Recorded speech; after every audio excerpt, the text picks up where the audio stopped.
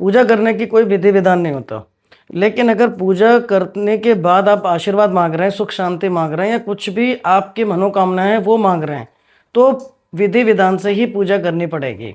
अब लोग कहते हैं कि हम बहुत टाइम से पूजा कर रहे हैं, मंदिर भी जा रहे हैं, ये भी कर रहे हैं, वो भी कर रहे हैं, लेकिन कोई भी मनोकामना पूरी नहीं हो रही। वो इसलिए नहीं हो रही।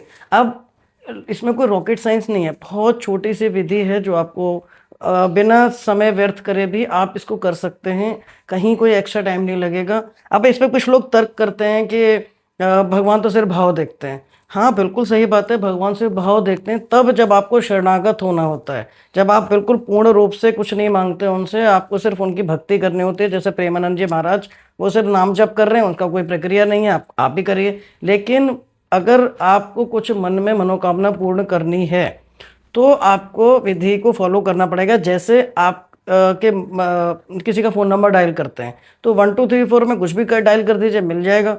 नहीं, प्रोसेस फॉलो करना पड़ेगा कि कैसे आपको नंबर किस तरीके से मिलाना है। सेम वे में घर में बिजली भी है, आप कहीं भी तार लगा दो, आपको लगेगा बिजली तो आ ही रही है, लेकिन एसी का अलग से फिटिंग होती है, छोटे लाइन वायर मोबाइल्स वगैरह के लिए अलग होती है, पंखा चलाना है तो अलग बटन दबेगा। यानी कि जब आपका कोई पर्पज़ आपको सॉल्व करना है तो प्रोसेस फॉलो करना पड़ेगा।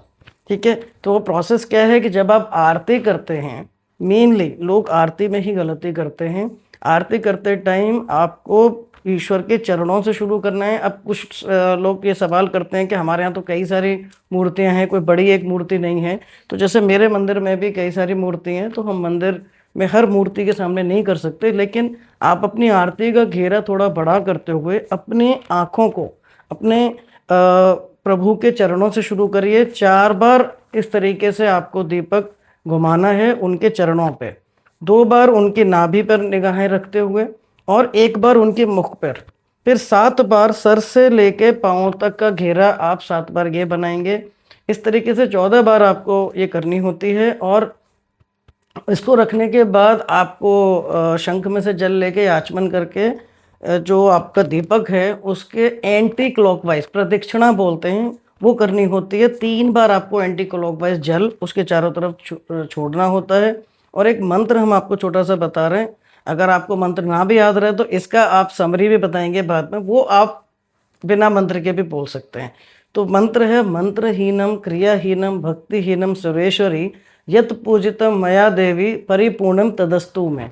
इसका मतलब यह है कि मंत्र क्रिया भक्ति के कोई भी नियम मुझे नहीं पता है, मेरी अधूरी पूजा हे माँ स्वीकार करिए और क्षमा याचना करते हुए मुझे आशीर्वाद दीजिए और जो भी आपकी मनोकामना है वो बोलिए।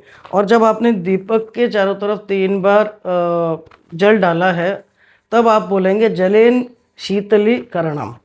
ये एक्चुअली प्रोसेस होता है, इसको आप फॉलो कीजिए। अगर संकल्पित होकर यानी कि मनोकामना पूर्ण के लिए अगर आप हवन भी करते हैं तो भी आपको विधि विधान फॉलो करना होता है। एक दूसरा वीडियो मेरा है, उसको आप ज़रूर देखिएगा। और ये वीडियो आपको कैसा लगा कमेंट में बताइएगा। और अगर आपको ये जानकारी अच्छी लगी तो लाइक और शेयर करिए, जिससे कि और लोगों तक भी ये पहुँचे। जय माँ काली।